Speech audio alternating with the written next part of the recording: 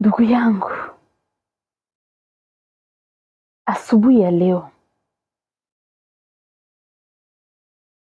ningetamani uikae kidogo, ukamate muda kidogo,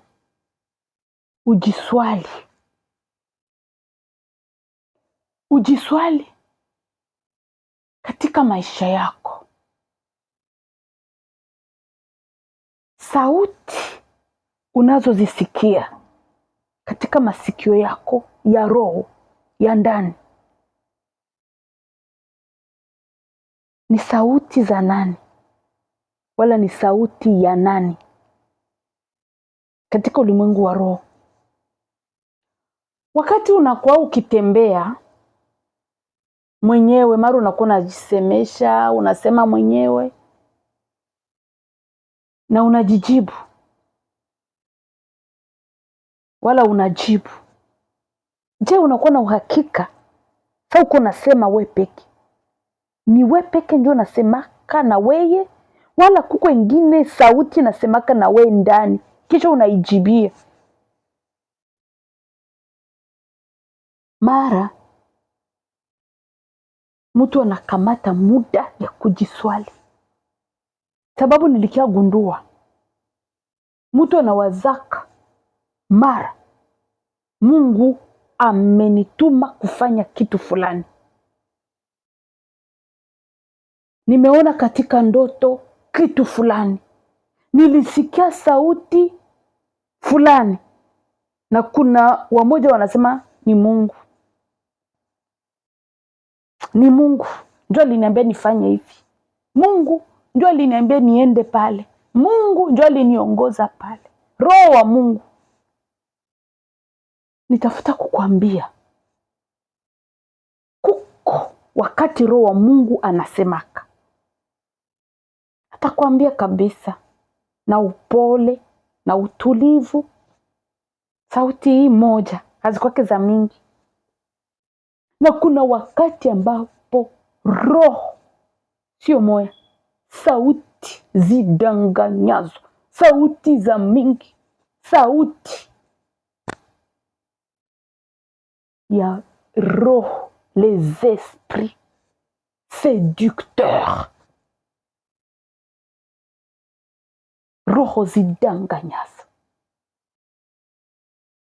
Katika kitabu cha Timotheo wa kwanza sura yake ya 4 mstari wa kwanza tu, tusome hapo.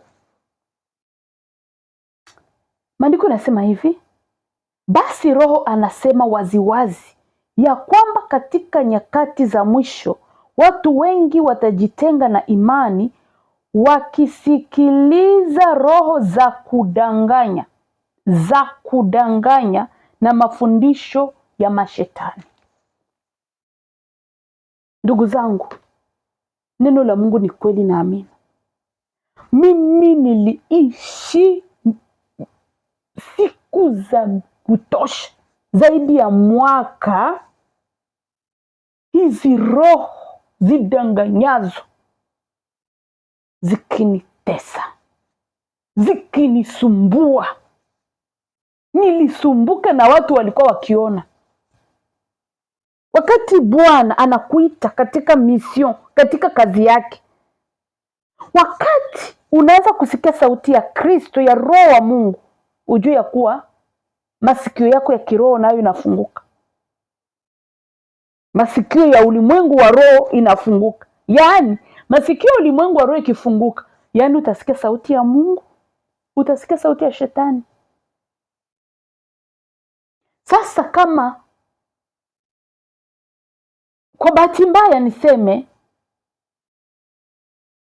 kuna watu ambao wanaitwa na Mungu vizuri sana, ni Mungu anawaita na Mungu anawatumikisha, lakini kunafika kipindi cha discernement, cha upambanuzi wa sauti.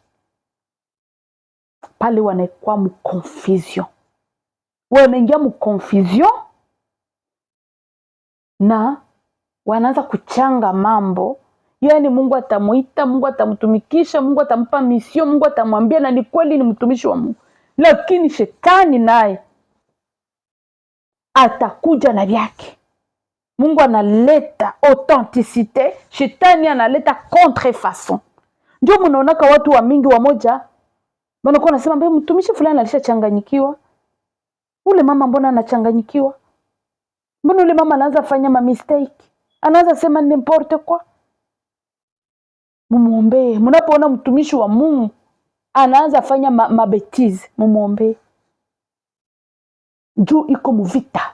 Katika wakati wa vita ya kiroho ni hatari. Niliteseka bandugu yangu mimi. Namshukuru Mungu sababu ni wa hekima sana. Aliniweka mahali fulani mwaka mzima. Sikukuwa naona watu wa nje. Kuja kuniona kwangu kulupangu, lakini alinifungulia mlango ya kujishughulisha na jamaa. Na kwa naenda kukazi narudia. Kumagazin nilikuwa naenda limoja. Sababu kumagazin nilikuwa nasikia masauti. Kukazi nisiseme tena. Niliteseka. Nitapata muda wa kutosha kuwaelezea. Yaani nikifanya hivi, napanga kitu hivi, nasikia sauti inaniambia upange mzuri.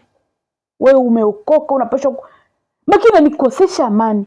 Tuseme hii Biblia ilikuwa hapa. Mimi naipanguza, naitengeneza, naitia tu hapa pembeni. Nakosa amani. Na njoo ba Kristo. Hamjota kupanga vitu. Mungu wangu. Nafanya kihivi mkazi. Nasikia roho ananiambia iko hata vile. Maki sauti za harcèlement. Za kunikosesha amani. Nasema ni nini? Mwingine anakuambia hivi ukimjibia tu hivi, na njoo ba Kristo. Niko nasikiliza hizo sauti ndani yangu. Na hapo niko natafuta nisikosee Mungu, nisifanye dhambi. Nimpendeze Mungu, niishi maisha ya utakaso. Ndio ilikuwa maisha ya kulia. Yesu. Kila saa kulomba msamaha, kila saa kutubu, Nikiwa mubarabara. Mnaona passage piéton, mahali ambapo watu wana tembea fasi ya miguu. Nikipita pembeni ya hiyo passage piéton, Yesu wangu. Heshimu hata madaraka wakuu. Biblia inasema, maandiko inasema kuheshimu wenye mamlaka. Bali sema bali tengeneza pili watu wapite, huko napita pembeni.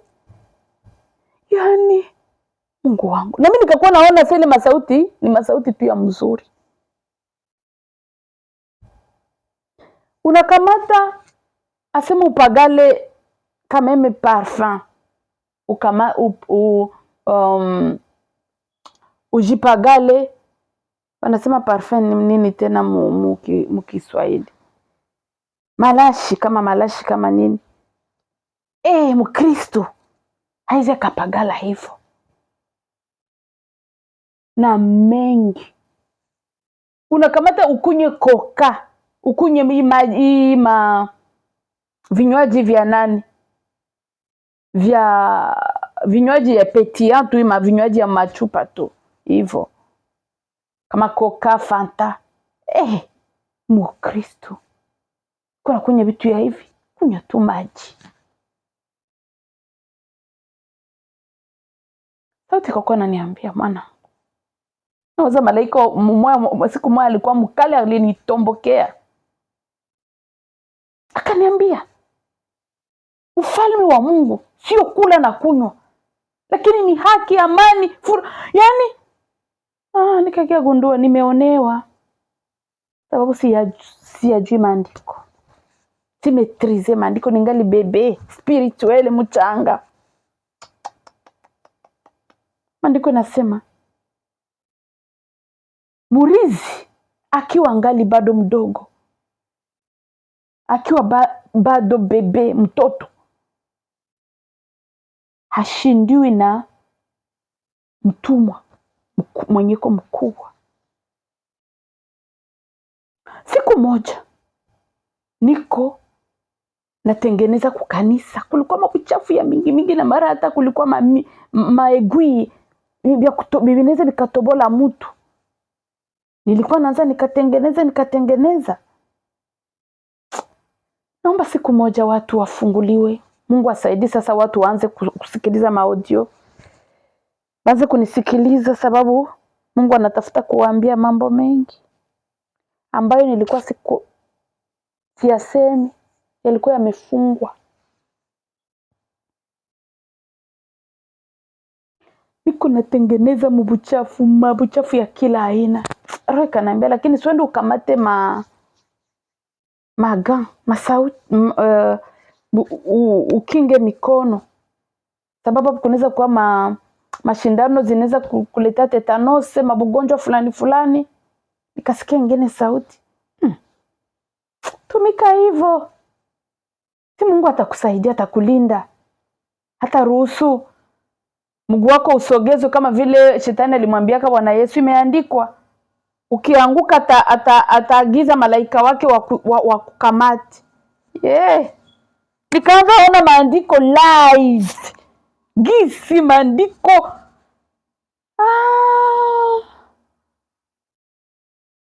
Siku moja nikamwambia Mungu, wakati ambapo nilikuwa na vitu mumukono yenye ningepaswa kutupa kuyalala. Sasa nikatupa vitu kuyalala. Yalala ilikuisha yala sana, bubitu budogo bukaanguka chini, ikwisha yala kabisa. Tena nikasikia kamata tena inaanguka. Nikisema niache tu kadogo kikanaanguka hapo niende. Kila kitu ilikuwa dhambi. Kila kitu ilikuwa hata mara unafika hata roho nakwambia cha tena kunawa. Ile marozi danganyazo zinaweza kuambia usikoga, hata kukoga ni dhambi.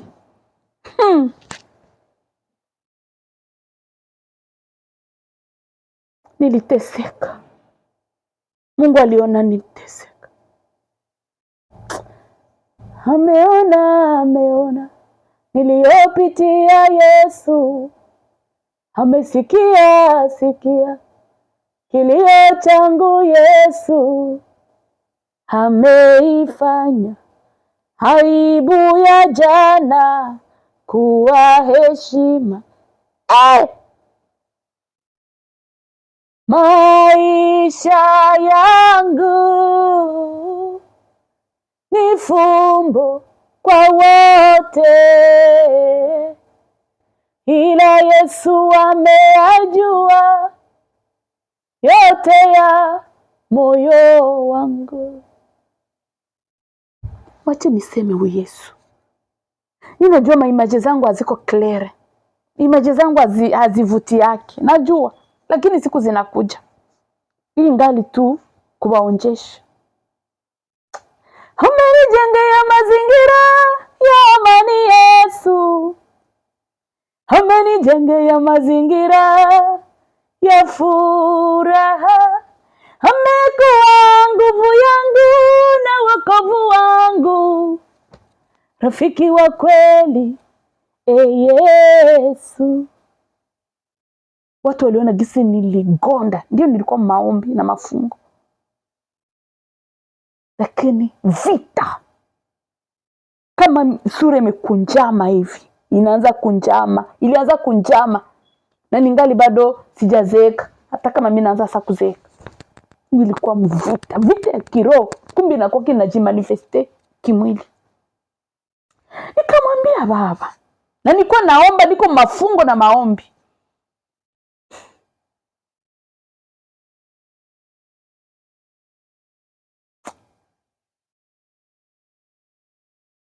Nikamwambia Baba, niko napenda kukupendeza, kufanya mapenzi yako, lakini nateseka. Sauti ziko zinanikosesha amani, nawaza na niko nazitii. Kila hizi yenyewe sauti nafanya zinatii. Sasa vile nilibambia, nikipita kwenye njia yenye iko passage pieton, inaniambia kwa nini siheshimu mamlaka. Hata nikifika kule mbali, nitafanya demi tour.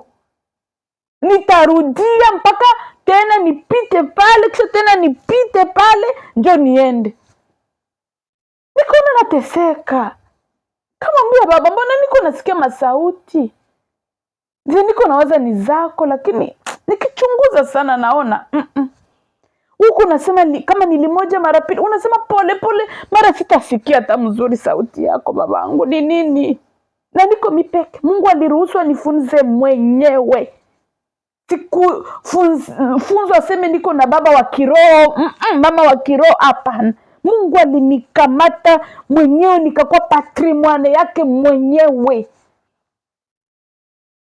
Wachungaji ndio wamoja walikia kuja kuanza kunishauria, banaona mtu akikuwa maiki wangu ya kiroho naweza devier, naweza fanya mistake. Wamoja walikuwa wanakuja kunishauria limoja hiyo mwaka kwanza ya mbele. Sikukuwa na bachungaji wa kunishauria. Wala ilikuwa rara. Yeah. Na Bible walikuwa wanakuja, Mungu alikuwa ananiambia bengi wanakuja kuniaba yao wenyewe, si Mungu na watu. Ndio siku moja nikaona dada moja akanambia, mama Mireye, kuko fasi kwenye tuko na siseme semina, lakini ba mama tutakutanana kumaombi kuneno la Mungu, kama unaweza kukuja. Nikasema sawa, nitakuja. Tulipofika hapo na nilishaomba Mungu asubuhi, namwambia Baba unisaidie. Ile jioni sasa tunaenda kule kwa mama biko kuneno la Mungu. Nikasikia kiongozi wa mama akasema, niko na vitabu hapa, mwenye anapenda kusoma naweza kasoma na beba kwake atakaileta. Nikasikia tu roho ananiambia kama tele ya mkubwa. Nikamwambia nipatie ile kubwa. Kunipa ile kubwa ndio nilikianguka kwa hiki kitabu. Discerner la volonté de Dieu dans une époque de séduction spirituelle. Auteur ni Neil Anderson, mwaliandika. Pia tena ni auteur wa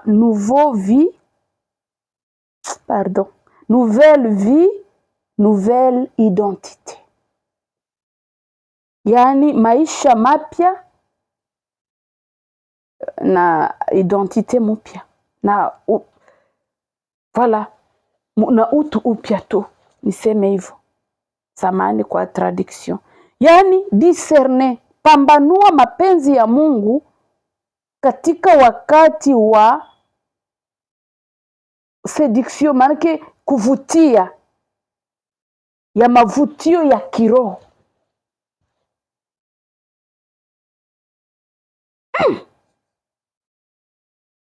Nikashtuka. Nilipofungua kitabu jameni, kwanza kukisoma, nikakia kutana kila kenye niko napitia, sauti zenye niko nasikia, kumbe kuko bengine basha shuhudia banabisikiaka.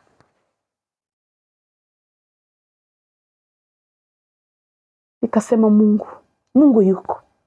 Jameni, kama mnasikia niko namtumikia Mungu, najitoa niende kukazi, nisharudia nishinde mkazi, lakini nitakia shuhudia, nipande milima, niende kumao plateau kwenye kuko mavita, niende fasi ya mavita, siogopi kufa, sifanye nini, niende kuma grand puissance, niende Mungu yuko anasemaka. Mungu alisemaka na musikiaka, Mungu wangu yuko papa. Nzambe na nguya, Nzambe bikamwa, Nzambe na bomo, Nzambe makasi. Kila kenye nilikuwa napitia,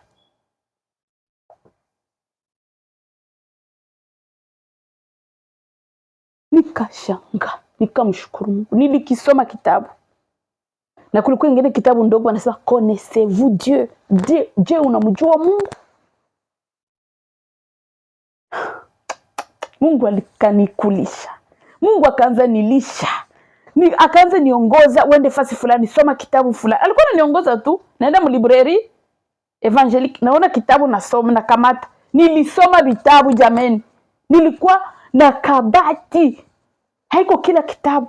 Kumbe Mungu anasemaka na batu yake. Kama vile nilisema mukifaransa, c'est de la part de Dieu que les hommes ont écrit. Balikuwa batu baliongozwa na Mungu na roho wa Mungu bakaandika Biblia. Na bale batu banaongozwa na roho wa Mungu banaweza andika vitabu. Na ndio maana ifai kusoma kila kitabu. Unaweza soma kitabu inakuingizia mapepo mnyumba. Nishaona batu wa mabiko na mabitabu fulani kwenye mina pitaka. Mabiko na mabitabu ya maji, maplisi na manegatif. Sasa mimi siogope tena kitu naendaka napiga licho naambia nini ndoko nasoma.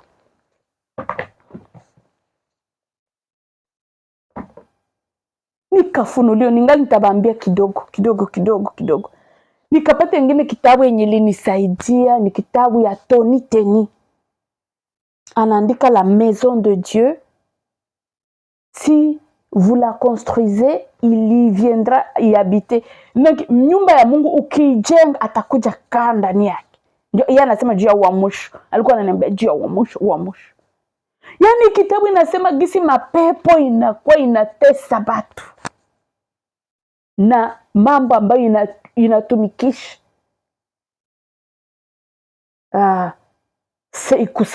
kuseduire, kudanganya, mambo mengi. Na ile boga tulisema hapo katika video ilipita. Mon Dieu. Nikaishiwa.